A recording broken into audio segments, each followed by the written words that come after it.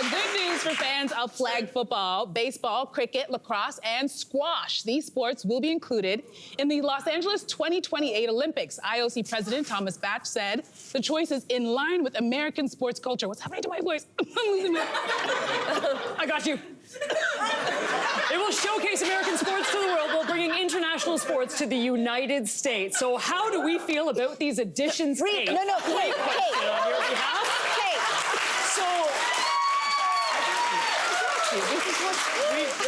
Sports, it happens once in a while, I'm sure, too. Yeah. Here. Look, this is exciting news. During the commercial break, I recruited an entire flag football team here in the audience, so this is going to be great. One of your segment producers, Kate McKenna, just told me, too, back in university, she used to play footy. She's a very great athlete, but also flag football. As a female, I can't tell you what this means to have something like flag football into the Olympics.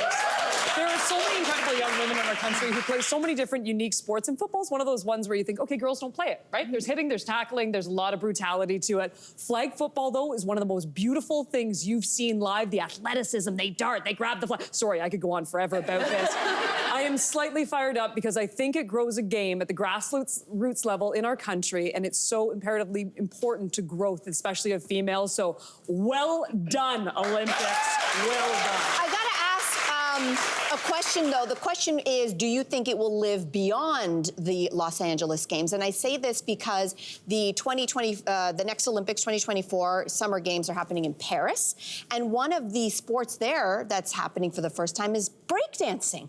Breakdancing. And there was apparently a local group that lobbied hard to get breakdancing. You okay? I'm dying. Okay, you're okay. They lobbied for it because there is a huge breakdancing culture in Paris. If you've ever been there, if you've seen the street performers, there is a huge push to have this.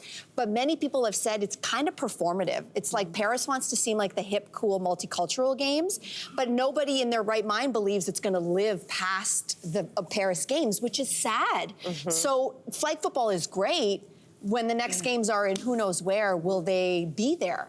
Oh, you're going right back to me this time. Yeah. You know, it's interesting with breakdancing, though. When I think about football, I think of a sport that's been around forever, to be quite honest with you. I mean, you go back to the early 1900s with this sport. Softball was one that should have never been taken out of the games, in my opinion, especially from a female standpoint. I could go on about that. But when it comes to breakdancing, I don't know if that's considered a sport. It's more of an art form, right? I was going to say, I consider dancing more of an art. It's interesting to those lines, right? Because, like, ice dancing is in the Olympics, which that's is a sport. Yeah, but it's also very artful. And so, like, and same with, you know, gymnastics, like tumbling, they do dance routines with that. It's like, how do we draw those lines? And I mean, I guess the bigger question is, I love your enthusiasm, by the way, but it's like, where do we draw the lines? Are there certain, are there certain sports that shouldn't be included in it? Or are they all kind of up for, and are you okay? Are you okay? You know what? I don't have a voice right now, but I agree with everything you say, and I'm going to use my voice. I second Can I just make a point that I think you raised earlier today that I think is really valid and you're hinting on, which is that what happens when this is a very American, North American kind of sport, and the fact is that in other parts of the world, will it have the same resonance if you're talking about people from, you know, South America or people from, you know, Middle East or whatever it might be? There is criteria, though. The IOC listed what actually makes the cut as a sport.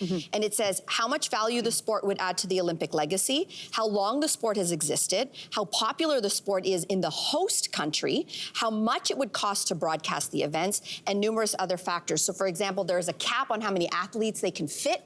There is also a venue question. So if you have football or baseball, do the venues exist? What about darts? Are darts an Olympic sport? I think it is. I feel like it is. That's what I want to know. Yeah. I feel like it is. Our own ones. Yeah, great idea. I could be good at that. I could get into that.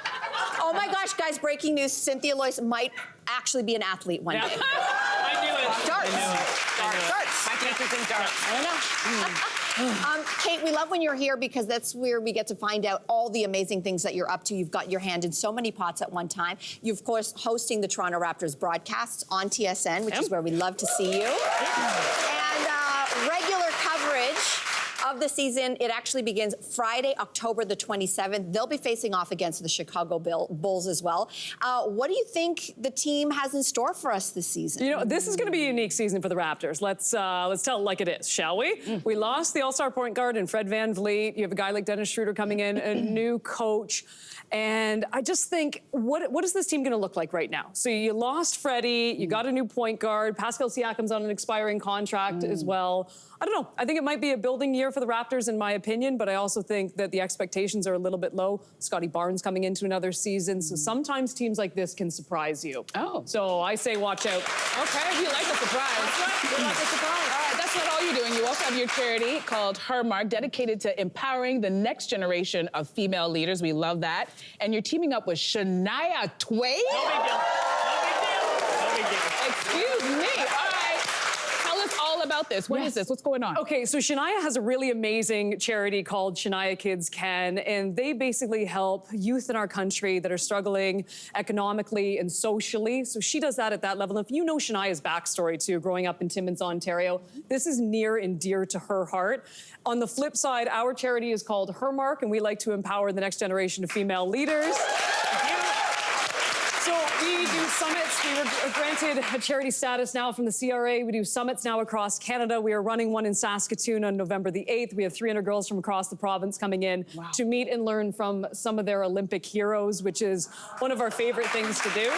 But the best part is the two charities have teamed up, and essentially we are giving one lucky winner and 3 of their friends a chance to go on the road with the final stops of the Queen and Me Tour.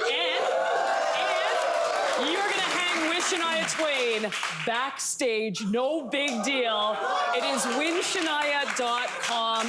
Proceeds going to both the charities, and I can't stress enough, they're helping the youth in our country, and we're very, very proud of both. winshania.com. Yeah. Wow. Hey there, what did you think? Drop your comments below and join the conversation. And don't forget to like and subscribe so you can find more on everything from food and fashion to pop culture and current events. See you soon.